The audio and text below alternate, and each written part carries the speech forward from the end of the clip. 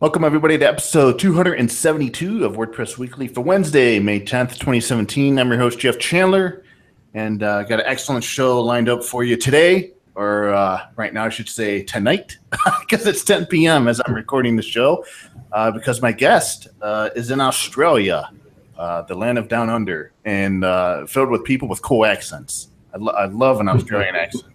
And my guest is actually James Farmer.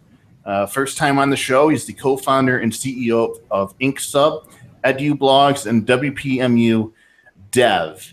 And, well, first off, James, considering the past and the history and our involvement in our discussions with one another in the past, God knows how many years, I will admit and say that this is a little awkward for me. It may be awkward for you. I'm not sure. But thank you very much for being on the show and accepting my invitation.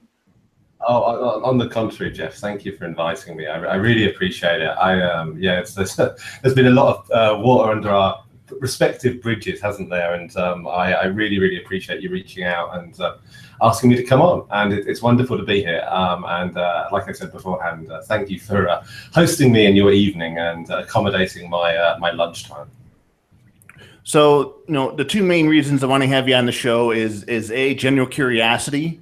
I want to hear from you about how you got started in WordPress and what your experience has been like in your career so far in WPMU Dev.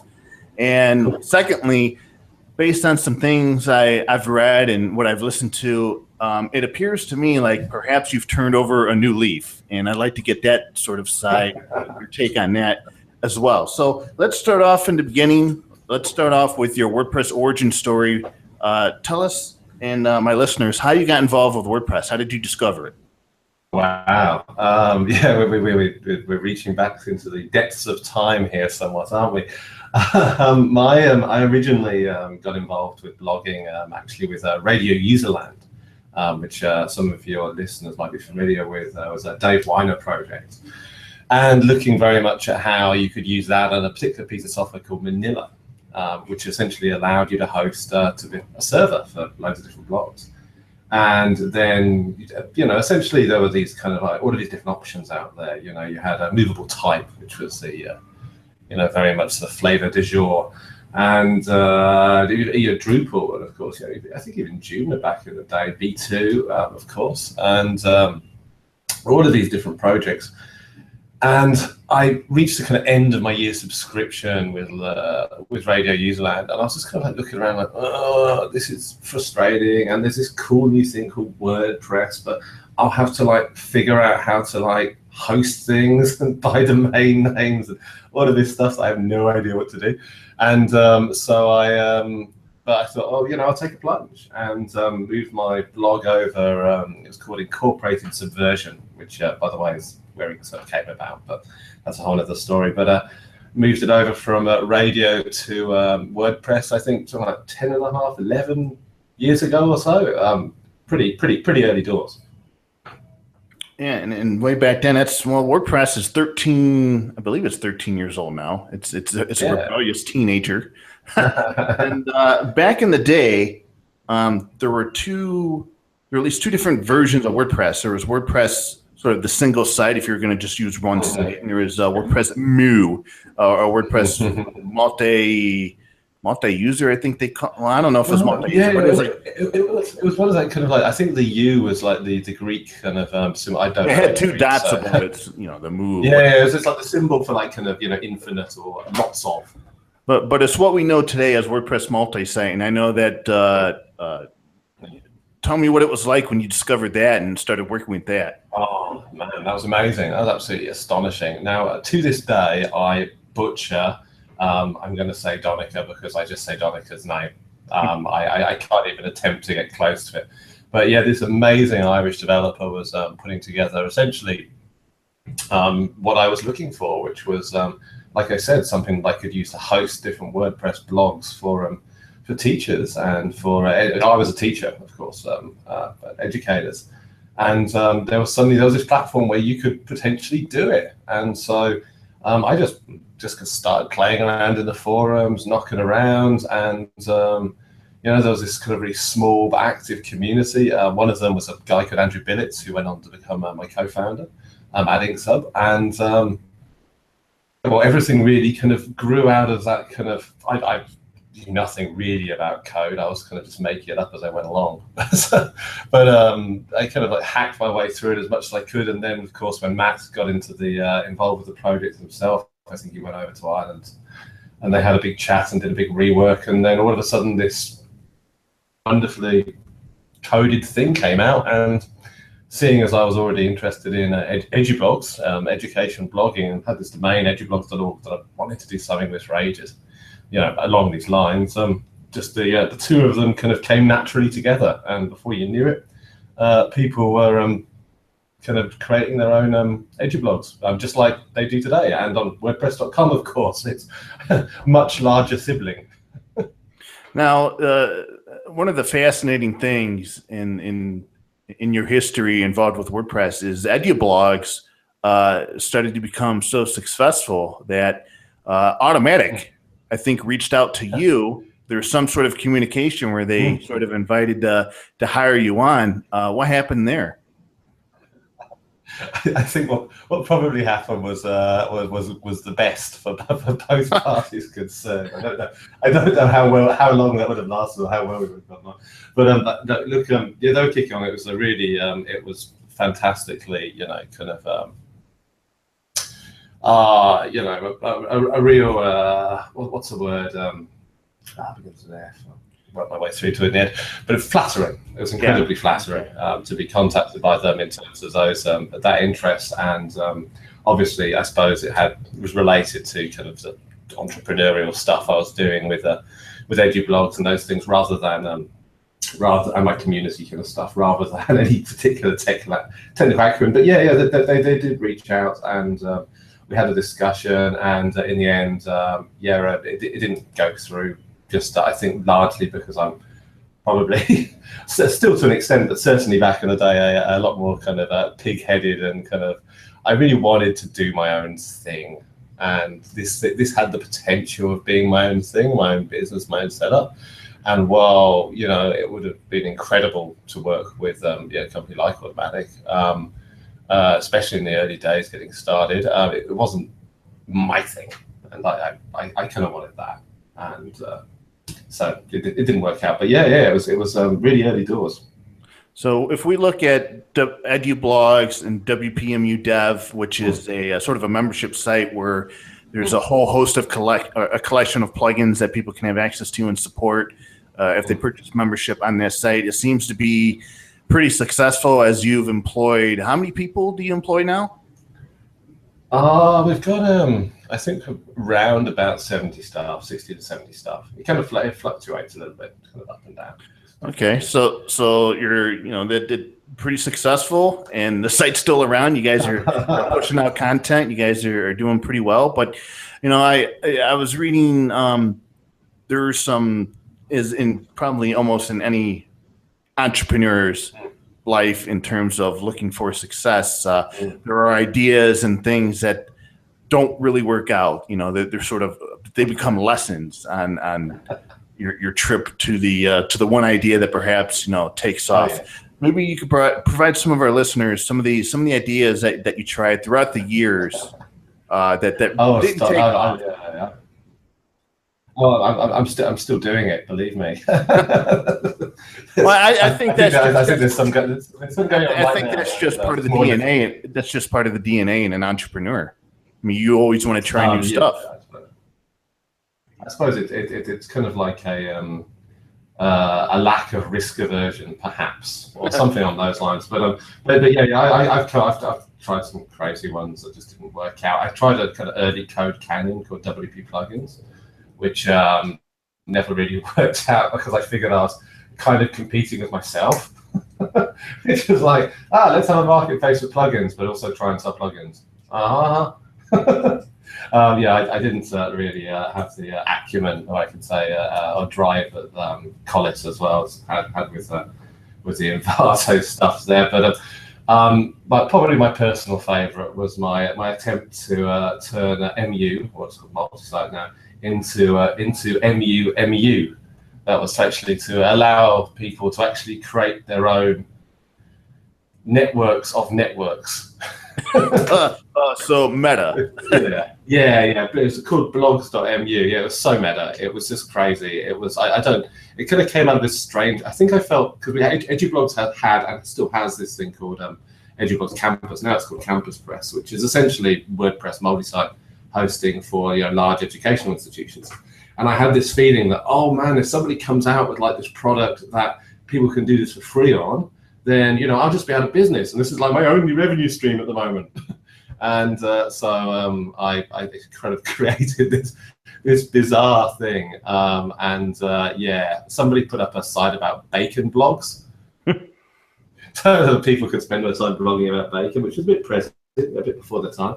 But apart from that, it was a traumatic and expensive failure, but a very interesting one nonetheless. I kind of learned that you by trying to do things defensively, if that makes any sense. You succeed by doing things that people want rather than things that you're scared of. And another one was themes for Buddy Press, and it was a thing called Buddy Dress. But apparently, what ended up happening was Buddy Press implemented native support for most WordPress themes, so it kind of necessitated the need for individual Buddy Press themes. Yeah, pretty much. I mean, it was nice while it lasted. And Tammy, who obviously you've worked with in your time, did an amazing job working with a lot of those things there. But it never really got the traction, and as you say, was then kind of depreciated by a very sensible move on the behalf of the Buddy Press team, I must say. And I have to say, congratulations to you and your team for winning the TorqueMags Plugin Madness competition, which was a 64. They pit 64 plugins against each other, and they were voted on by the community, sort of like a bracket system. And WPMU Dev Smush Image Compression plugin won the whole thing. So I know, it was wonderful. Congratulations, and we were so surprised. And tell us how it was made. Well, Smush. I think Smush has been kind of an evolution in terms of not just how we make plugins and what we do as a company, but also personally, because I've never really had anything particularly successful in the WordPress.org plugins repository. I mean, you had a few kind of like 10,000, a couple of 100,000 installs, but nothing as kind of wildly popular than that. And so when it was put up for adoption, it was really popular, but really problematic because Yahoo was shuttering down the servers, and it was really unreliable, all those things. And we just thought, this is a real chance to try and do something really well in the community, in WordPress.org, and to see what we can provide there. And that was incredible, trying to essentially take this plugin that was using obviously the Yahoo API and then build our own API and our own smushing service and our own setup together and redo the plugin. And we messed it up a few times along the way, but since then it's gone great guns, and it's in many ways, I think, transformed both WPMU Dev as a business in terms of us becoming much more service orientated, looking after people, and also us and myself in terms of philosophy, in terms of when you can see the impact that providing that kind of free service and that kind of quality of service that I think we've been able to do this much. I really hope we've been able to do it, and we want to make it better to the community, and it comes back in spades. It's kind of one of those things. I think I always in the past kind of felt kind of on the outside of the community, and it was like struggling away and the kind of different things, and that created like all sorts of feelings of kind of alienation and anxiety and all those things. But then when you can actually see what happens when you put the work in and the time in and you give it out like that with Smush, which was the classic example, it's just been great. And we've got big plans with pretty much all of our key stuff on WPMU Dev at the moment to release what are hopefully fundamentally free versions of them, and continue to really press on with supporting the community, because it works. So in the sort of overview, Torque did an interview with you, and you say, and you sort of highlighted this, but you say, quote, make the free version as brilliant as you possibly can, give back to the community as much as you can, and it'll come back to you in spades. And then you also go on to say that contribute to the WordPress.org support forums and community, commit code if you can, speak at WordCamps, and be as helpful and useful as possible. It'll all be worth it, I promise, end quote. So when I read that, I go, what happened to James? It's like James took a 120-degree turn, and I like this James. That's very kind of you. I hope you would have liked the previous James as well. I think, how can I put it? I think I'm no different as a person, I'd like to think. What I am, hopefully, and I think this was something that really brought home, that going to a WordCamp Europe last year, this really brought it home to me. It was, seeing, I think we had like one of the largest contingents there. Like we had like 20 odd of our staff kind of hanging out at them, hanging out with them, hanging out with the community, hanging out with those people. I hadn't really done that before. Like I did the first ever WordCamp like in the Southern Hemisphere, and that was great, and it went really well. And we had some mathematicians in there and this kind of thing. And then it all kind of went, to use a phrase, a bit tits up. I mean, it all kind of descended into this kind of like farcical distance, and I kind of felt more and more isolated and more hidden away. And I kind of then did that to myself. You know how like if you're in a hole, you just carry on digging. And that led to a lot of feeling apart from it, and but really kind of taking the leap, both in terms of committing, like I think, as you might be aware, we're one of the early people to try and do that 5% contribution to the WordPress.org project, and also Smush, and also going to WordCamp Europe, meeting all of these different people and saying hi to them, and kind of building some bridges and burying some hatchets and all of those different things. It was really eye-opening, and I've been like I said, it's not just about mistakes in terms of products. I think you can make mistakes in terms of perceptions, in terms of ways of dealing with people, and I'd be the first one to put my hand up and say that I've certainly done that, and hopefully this is something I'll do less in future, but that'll probably happen again at some point. But yeah, it's been a real journey, So I first of all, it's awesome to talk to you via voice, because I think it's a totally different level. You can hear emotions and things of that nature. You can sort of understand context. There's in some of the stuff we may talk about. Apologize to my listeners because some of it may be inside baseball, but there was a time where there were some things going on with the plugin directory. Might have been something to do with reviews. And I said, well, how about I send an email to James? I'll get it from the horse's mouth. And the response I got back from you it took me aback and blew me away. It was, look, I'll be honest, it was mean. And you've sent some very mean emails to some other people like Brian Krausgard. And I figured, well, I'm just trying to, in my eyes, I was just trying to get to the bottom of the story. I mean, who better would know about what's going on than the person, in charge of this stuff? And I received that response, and man, I just that sort of email kind of took me aback, and that's one of the reasons why I've sort of stayed away from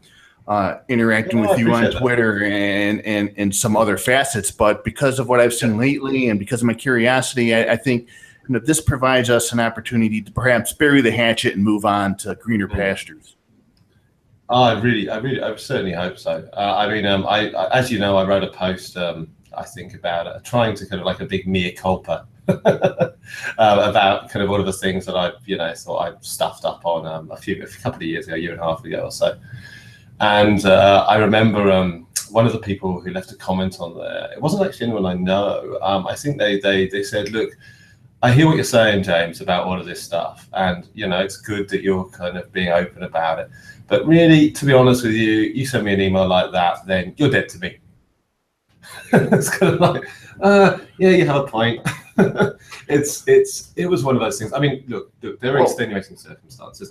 To a degree, I've had some personal stuff going on at the same time. And there's, like I said, I felt kind of this kind of isolation and stress and picked on stuff here. But at the same time, you shouldn't be calling people names or losing your rag on people in that kind of a manner ever really over email. And I hope that that's something that's not going to happen again. Well, I can tell you, before the show today, I was reading your post, Persona Non Grata, 10 years of entrepreneurship, where you list one of the emails to me, and I couldn't stop laughing. I thought it was, today I think it's hilarious, but back then it was. No, I'm with you. Yeah. And I so I was in a big testosterone zone. So the funny thing to me about that is with the emails and the other online interactions, I would ask former and current employees of InkSub, I go, is this what it's like working with James? Is this how James really is in the real world? And all of them said, no, James is an awesome boss. InkSub is a great company to work for. And they've said that publicly and to me behind the scenes, which actually just made me more confused as to who is James Farmer. Oh man, it's a funny medium, isn't it? The internet comments, this kind of back and forth, this perspective on how you deal with things, the whole notion of online community. I mean, it's funny. One of the first books that I ever read about online stuff was Derek Powazek. I know has done some really good work at WordPress.com. Called Design for Community, and that was inspirational to me in terms of like how you can design and you can develop communities and do those sorts of things. And then I proceed to, after that, pretty much completely ignore every aspect of it in terms of the nuances and the subtleties and the it's a funny word. Persecution complex might be a word I could choose for it, but I mean, at the same time, I was a lot younger, and stuff goes on, things change. It's been a hell of a journey, but I'm glad that we're here and not there. And I'm glad that you're here now and you're not there.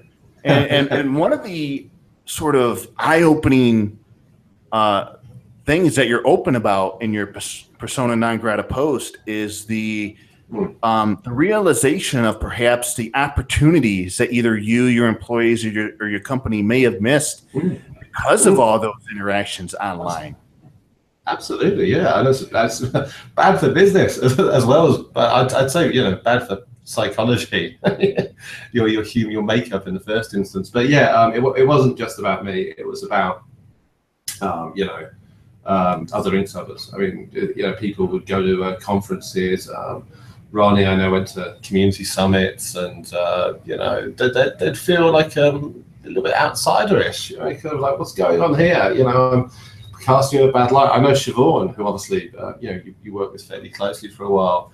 They're certainly felt very affected by that, and that's a really, I mean, I can take it on the chin. That consequently, I suppose you have to consequences of my own behaviour, but when it impacts negatively on other people, and when people struggle or have difficulties because of those sorts of things, then it comes home a lot more, and that's a really interesting thing that I guess if I could pass something on to, perhaps the other kind of online-y people who are working with small teams, it's great to be, I suppose, aggressive and really push forward with what you can do and stand up for your rights and all of these things and this perspective, but not at the cost of other people.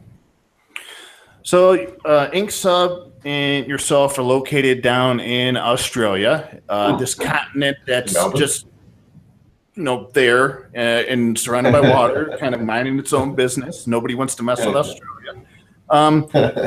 I wanted to get your perspective on, here in North America, we have, and within the States, there are WordCamps and meetups everywhere. I mean, you're probably likely within multiple different kinds of meetups within a 30, 40, 50-mile radius. What's it like in Australia being part of the WordPress community? It's really interesting. I'd certainly like to be a bunch more involved, actually. We haven't really had the same kind of level of engagement as Envato and Co, like kind of a lot of more local people. But there's a bunch of things going on. It's kind of more smaller get-togethers, smaller gigs. There's a funny place to kind of get involved with WordPress. I think there's a lot of the drivers of, kind of like the Pagely guys with Pressnomics and, kind of obviously WP Engine, you're massively supporting, so many different events over there. Really that kind of like core of Australian WordPressy businesses that really kind of drive and push it in the same way. And maybe that's just because of our kind of setup or that particular context. I think there's a lot fewer developers down here in Australia, without a shadow of a doubt, than in the US. Just school system, that sort of setup. It would be lovely to see something as successful as WordCamp Europe, or of course WordCamp San Francisco, WordCamp US, I guess. Down here though, it'd be amazing. It'd be a lovely thing to do. And if you want to go to so many different WordCamps, everything's like an international flight from Australia. Well, this is the thing. Yeah, it's really hard to get people over. I remember, I think when I did back in the day, we got about 50 people. Before that, we did one called pre-WordPressy WordCamp stuff. We did one called Blog Talk Down Under, which was an academic conference based around obviously blogging. There was kind of WordPress element there, and that was a heck of a challenge to put together. We had to get all sorts of different funding to bring people over and do this and do that. We're a long way from things down here, which is in some respects. I think there's a certain amount of innovation that can happen in a semi-silo, like a bit of a distance from other people. But, I think the disadvantages far outweigh them. I would absolutely love to be at WordCamp Serbia at the moment, which we've sponsored them, I think, in the last 4 or 5 years. It's basically since they've been going. And I'd love to go there, but it's just too far. It's too hard. So the employees I've spoken to, former and current of InkSub, again, they say, InkSub's an amazing place. It's a great place to work for. You're a great boss. So let's speak on that. First of all, how is the employee structure set up? Is everybody works in the same building? Do you allow remote workers? And tell us a little bit about your philosophy with the workplace. Oh, sure thing. So I'm a big believer in happy people you work with, make for good things. It kind of comes from my time as a teacher. I remember people used to talk a lot about, the focus on the students. And I was like, no, you don't want to focus on the students. You focus on the teachers. If you've got happy, comfortable teachers, then the students will take care of themselves. They'll be fine. We've got in the Melbourne office 7 or 8 people kicking along. We tend to try and work in the office. That's the reason why it's kind of here. It's so that we can come together. Mostly design and kind of business orientated, although we do have our main development project manager here, and of course Ray, our managing editor.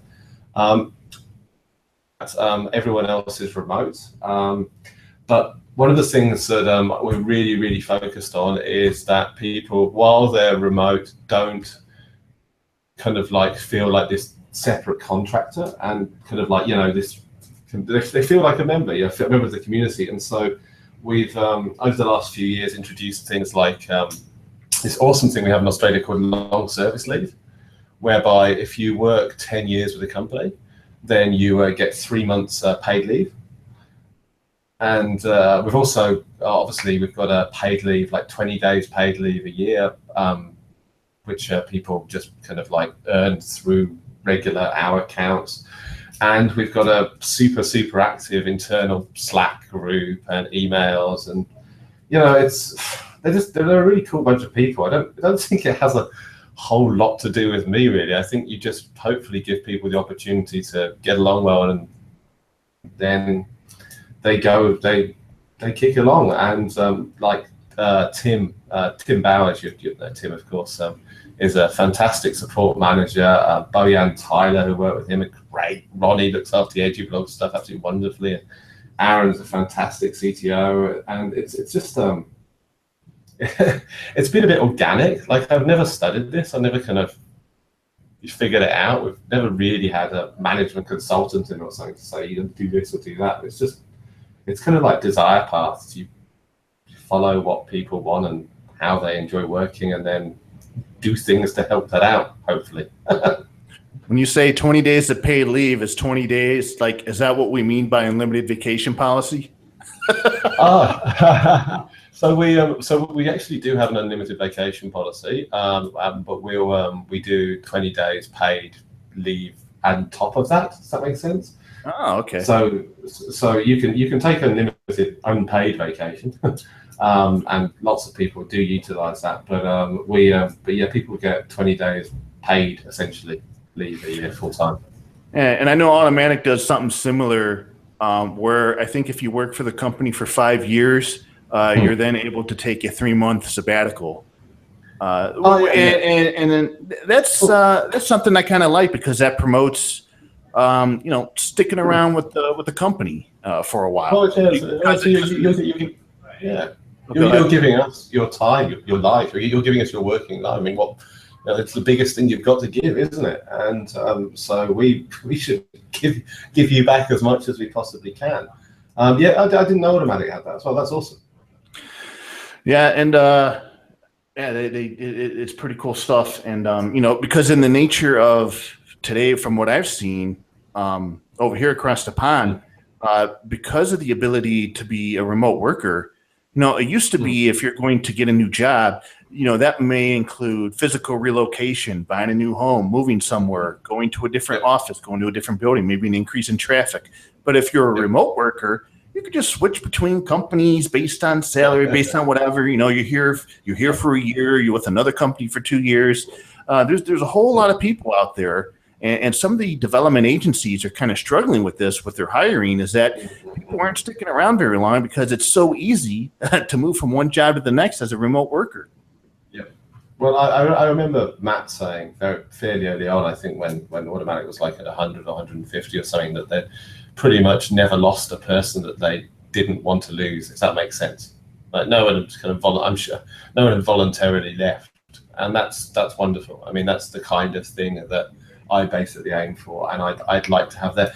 But there's another thing, which is, I mean, I don't get my kind of socialist high horse here, but the kind of like the gig economy thing, I think there are advantages and disadvantages. So it's great that people can choose between different workforces, but at the same time, the ununionized workforces, I think it would be great to see a union of WordPress workers. I think that would be a fantastic step in the right direction in terms of looking at kind of rates and negotiations. And secondly, this kind of like it can leave people out in the dry. I mean, it's great that people can earn a bit of money on the side with Uber or doing this kind of setup, or Fiverr, or freelance.com, Upwork, those things. But at the same time, you lose the things like kind of healthcare and stability and all of those other things that the security that something that you give, the biggest thing you can give to, you lose those sorts of things. And I remember back in the day, basically, that was largely how we worked. Gig economy will pay you by the hour, and I was never ever comfortable with it. And it's been one of the nicest things I feel like I've been able to do, is kind of turn us into a better organization for the people who work with us over time. And I hope we can keep on doing that as well. But yeah, a union of WordPress workers, that's what I'd like to see. That's an interesting idea, and I swear I've heard people come up with that idea or discussion somewhere within the past 5 or 6 years. It's in my brain, but I can't seem to dig it out. But I know something like that's been discussed before, but there hasn't been a lot of movement on it. But that's cool to hear you mention that. So Looking at the WordPress project, which is always in a state of flux, I'm sure I'm going to guess that you've been keeping tabs on it, and maybe even perhaps WordPress multi-site. Give me your take on let's say the past 3 or 4 years now. Give me your take on the way WordPress is moving forward. Well, I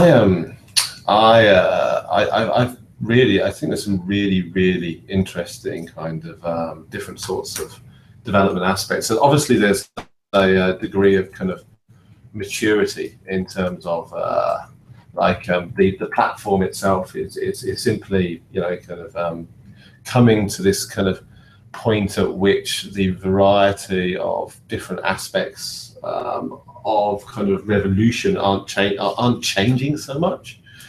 And that's really nice to see. I do still have this ongoing concern that the likes of the Squarespaces of the world. I mean, I don't know. Obviously, I imagine you're a fairly avid podcast listener, as am I. And if I reckon I could recite every Squarespace ad for like the last 5 years. Yeah. Like off the top of my head, I can even do the Squarespace song one they had for a while. Yeah, but between Squarespace and Wix, they're on my local talk AM radio for commercials.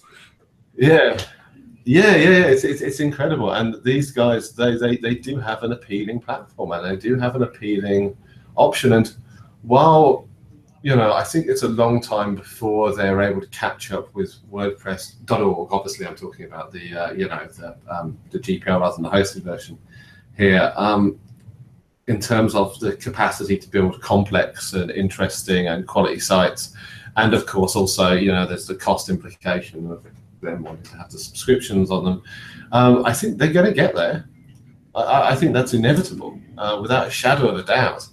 And concerned about where that's going to leave WordPress, both in terms of the business and what we offer. Obviously, EduBlogs is a bit different because that's kind of trying to be a bit like that, a bit as it's similar to WordPress.com. Especially the people that work with WordPress and the businesses that have been built around it, and it'll be fascinating. I mean, will this kind of like kind of amalgamation will GoDaddy buy everybody? Will that be the solution? Will there be some other sort of kind of desktop app-based kind of solution that comes out and really has an impact on it? I'm not a technical person. I'm not pretty much definitely not a technical person, so I can't really. I mean, the REST API stuff, most of that just goes straight over my head. But I do think that it's something that, in the long term, that's the thing that concerns me, and that's the thing that I think people could probably do is focusing on most.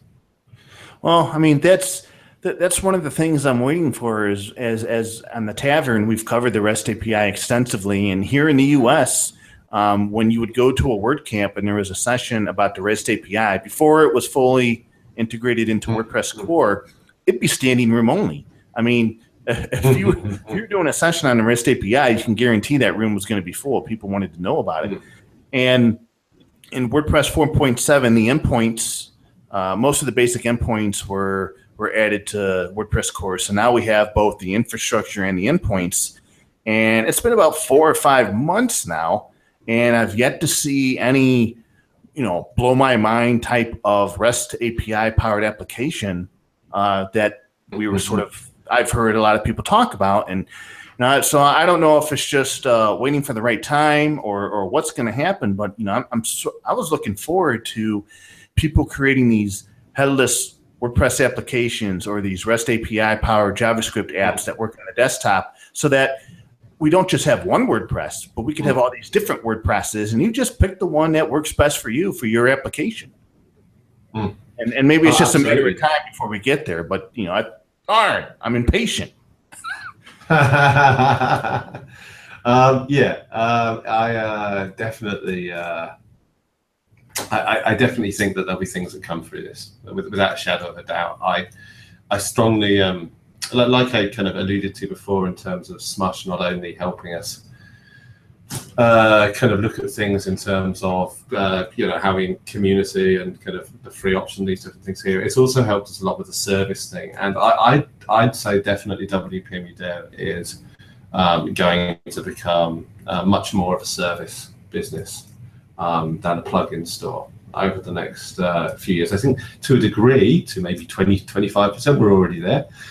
But the API integration aspects of that will be huge, enormous. How that's necessarily going to happen, still working that out. So here in the U.S., we have thanks to Rachel Cherry and a number of other people. She's already had the inaugural WP Campus, which is a higher education event geared towards WordPress and higher education. And the next event is coming up here, I think in June or so. It's going to be held in Buffalo, New York. Has EduBlogs or InkSub thought about sponsoring that event, or are you guys sponsoring? We're the major sponsor. CampusPress.com is actually that's us. We're it in terms of we've tried to support it from the start. I mean, that's a great example of a wonderful initiative that's totally kind of bringing educators and the WordPress community together. That we've been fortunate enough, as I said, to be able to support as much as we can. I think we're sending 4 or 5 staff as well to participate, both in terms of presenting and kind of knocking around and helping out. And could you find a better fit for EduBlogs? No, that's why I brought it up and suggested it. But you guys are already in the ball, so there you go. No. It's a Campus Press. Sometimes, it used to be EduBlogs Campus, and then it became Campus Press. Actually, there's an interesting story about that. Is that we back in the day used to go to ITSE conferences, international higher education kind of things. I've been to a couple as well, and you'd go up to people and would say, "Oh, EduBlogs Campus," and they'd be like, "Oh, so blogs, really? What's that about? Why would you have a blogging platform?" And we'd be like, "Oh no, it's WordPress." And they were like, "Oh yeah, WordPress. Oh, that makes sense." So you basically do WordPress education. We were like, "Yeah." And they're like, "Not just blogs." And we were like, "No, not just blogs." And so we literally renamed it. We took out the blogging and we added the pressing. That's probably a great idea. It's probably worked out for you. It has actually. It's been really really interesting. I think we host something crazy like 400 different institutions now. There's I think there's more blogs on Campus Press blogs than there are on edublogs.org, which is crazy stuff. Yeah, and one of the fascinating things about the first WP Campus event last year is they did this survey, and a lot of people involved with WordPress in higher education took the survey, and it was really cool. The fascinating part was the misconceptions people still have, those in the higher education sector, about WordPress, and one of them was, well, WordPress is just for blogs. People still have that misconception. It's crazy because, since the very start of WordPress itself, it's been described on WordPress.org, it's described as a semantic publishing platform. And that's what it is. It's a publishing platform. It's actually literally never been a blogging platform. I don't know if the word blogs ever even been used on it.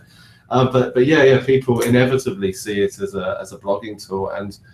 But the reaction to, "Oh, that's WordPress," as opposed to, "Oh, that's blogs," is much more. It's much better. Much better to be WordPress. All right, so let's see. Before we wrap it up here, I know that you and Matt Mullenweg, who, as a disclaimer, is my boss, which you very well know of. There has been some, I don't know. Same with me, same with other people in the community, animosity and things are said. But is there? Have you?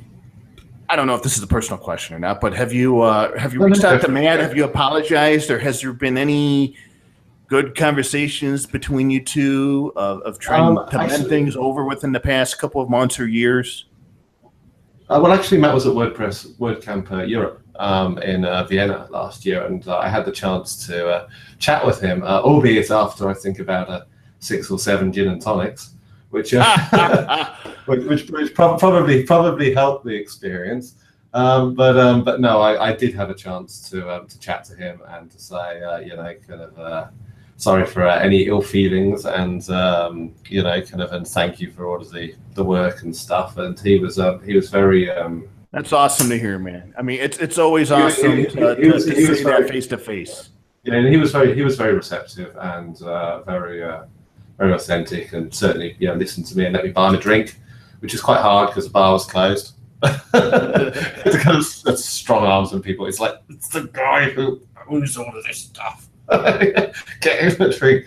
But yeah, that was a really good opportunity, and I certainly felt it felt like a really important moment, and I was really it was good, and it was very good of him to hear me out.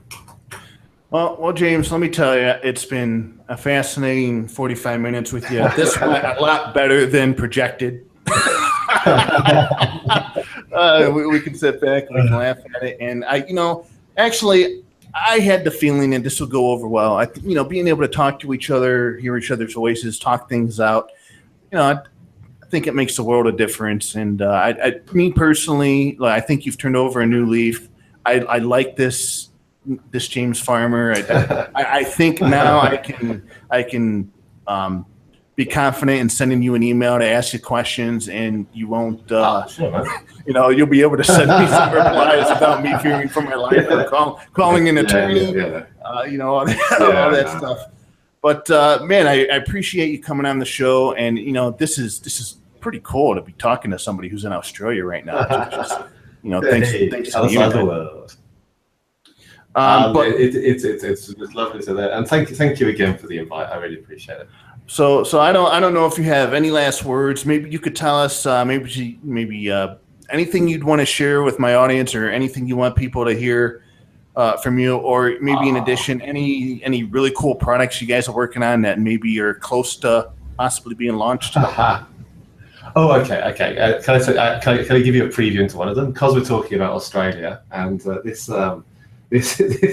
is currently knocking around. We've got the specs up, and we're building this as we go. But if I give you a little preview, it's an all new Aussie WordPress service, and it's called Automate. All right. Which is okay. So it's not automatic or these other things here. Yeah, but Automate, and we may have a new superhero that is coming along, and he may have a few certain Australian mannerisms about him, and so I think that hopefully people will get to both enjoy the service and have a bit of a chuckle about the new Australian in the WordPress camp. And by the way, for our listeners, if you go to visit WPMU Dev, there are superheroes everywhere. I mean, whose idea was that?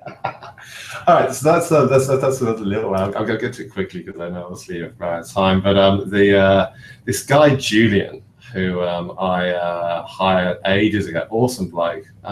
We basically hired him to design themes, put them together so that we could make up front themes and push them out there and things there.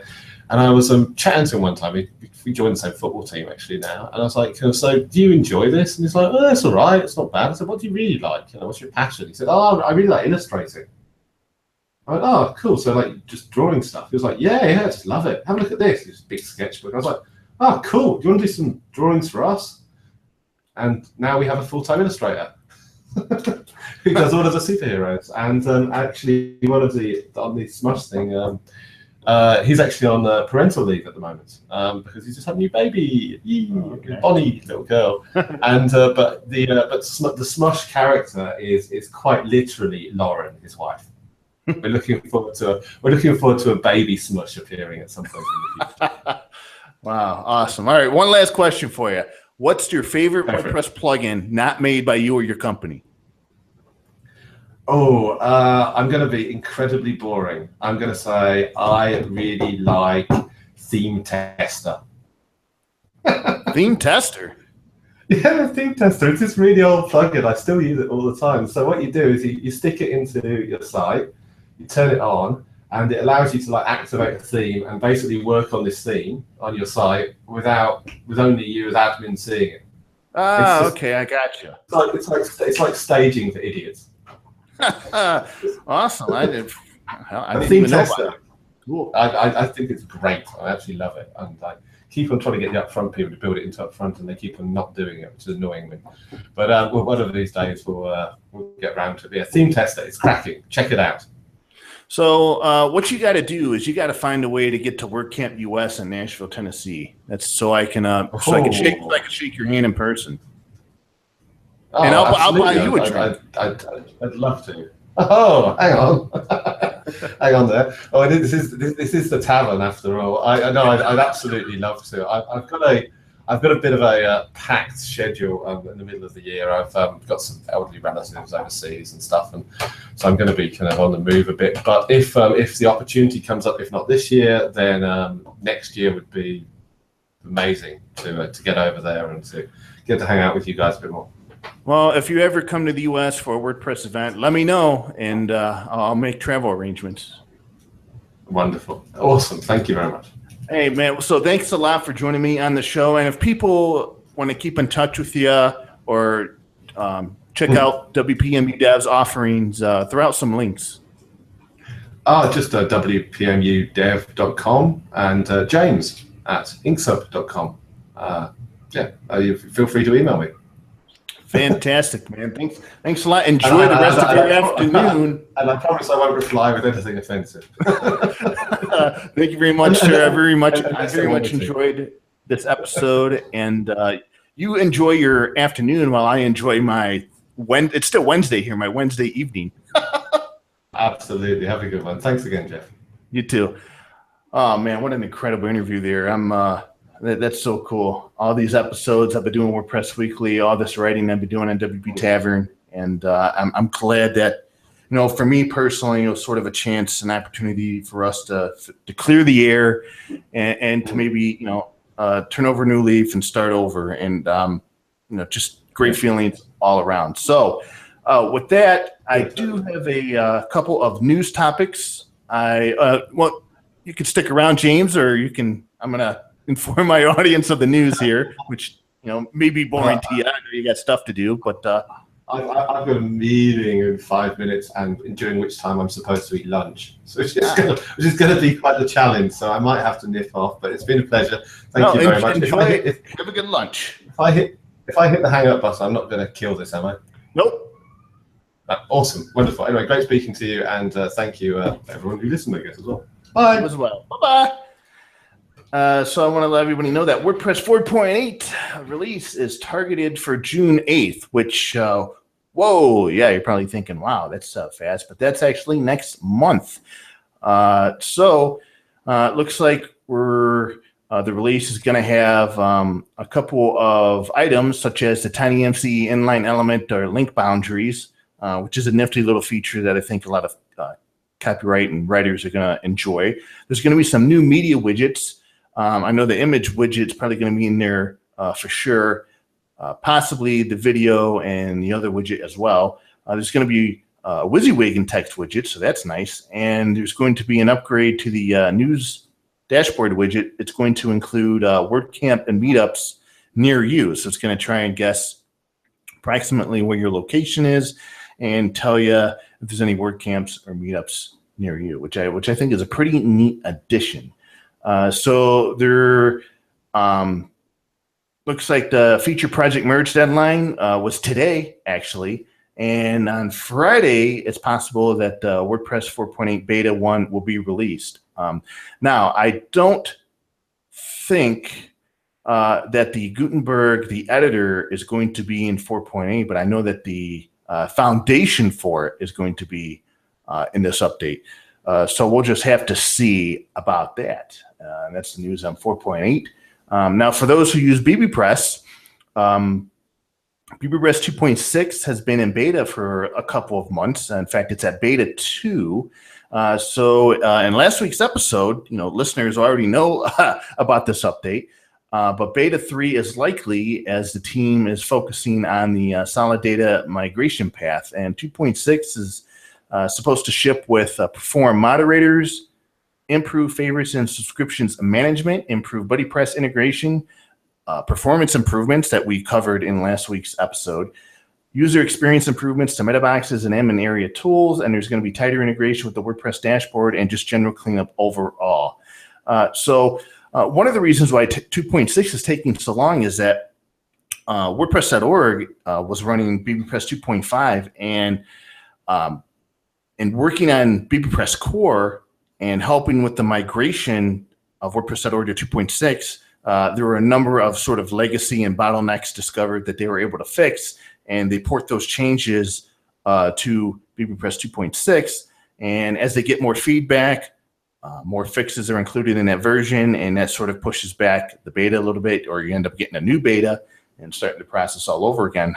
However, I will say that on the feedback for BBPress 2.6 beta 2, a number of people are really excited and talking about how much of a performance increase that this version is. So a pretty cool version. And then after that, hey, 2.7 will be on the horizon. That's the one I'm really looking forward to, because that's the one that replaces WordPress comments with forum replies. That's where we're going to possibly see this merger of two worlds of forums, comments, and WordPress posts. And they sort of they don't all coexist because comments would be taken out, but this merge between BBPress and WordPress post, the blog and a forum. I'm interested to see how that plays out in the end. Now, for those of you who use VersionPress, VersionPress 4.0 is tentatively scheduled to ship in September. So Boric Bernard, co-founder of VersionPress, published a post on the project's development blog and says that the beta is planned to ship in June, while 4.0 final is scheduled to ship in September. Now, he also said that the team will be labeling the project as a developer preview to better indicate its production readiness. Now, VersionPress 4.0 Beta 1 is going to support Jetpack and WooCommerce via plugin definitions, and there's going to be updates to internal data structures, compatibility fixes with WordPress 4.7, and other improvements. Then the team hopes to release version 5.0 either later this year or early next year. And then 6.0 comes after that. And sometime soon, we're going to see versionpress.com as a platform. So I wonder how that's going to turn out. And by the way, actually, nearly a year ago, VersionPress 3.0 was released. So pretty cool to get this update nearly a year later. So there's definitely some movement going on in the VersionPress community. And last but not least, cool project by Leo Gopal called WP Hugs. It's a community devoted to educating, discussing, and raising awareness of mental health. Now, we're in the month of May here, which is the Mental Health Awareness Month. There's been a lot of efforts throughout the WordPress community on raising awareness around mental health. And within the past 2 years, I've noticed between all the different sessions at WordCamps by Corey Miller with his Iceberg Talk and Rich Robenkoff and Michelle Butcher, there's a number of topics, number of sessions on WordPress.tv about mental health. So WPHugs.org is a passion project by Leo, and it's a place that provides a safe space for people to connect, educate, and again, raise awareness. And there's a Slack channel that you can join for free that people can join and talk about and share links dealing with mental health.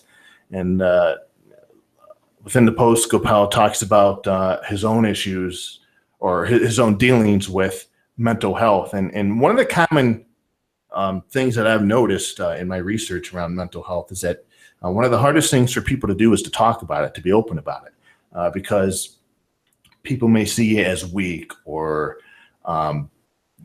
things of that nature. And a lot of these people like Corey Miller and Rich Robenkoff, Michelle Butcher, even Leo Gopal, when they speak at WordCamps and they give these presentations about mental health, a lot of the feedback they get from people is that they're brave. They're brave to be so open. And Leo sort of wondered why that is. So he created WPHugs.org so that people can be open about it and get rid of the stigma about being brave, that you have to be brave in order to talk about it.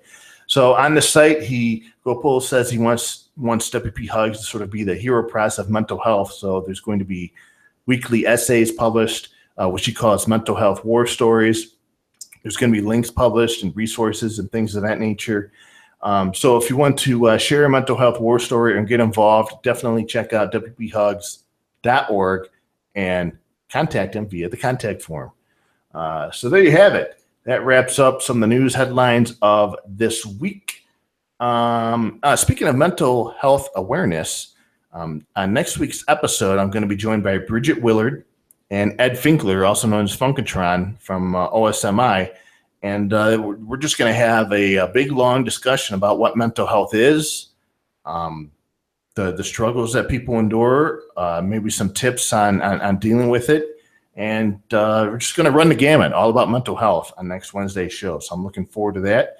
And that's going to do it for this episode of WordPress Weekly. You can find show notes for this episode and all previous episodes on WPTavern.com. And you can follow me on Twitter at Jeffro, JEFFR0. So until next week, have a safe and enjoyable rest of the week, and enjoy your weekend, everybody. Bye-bye.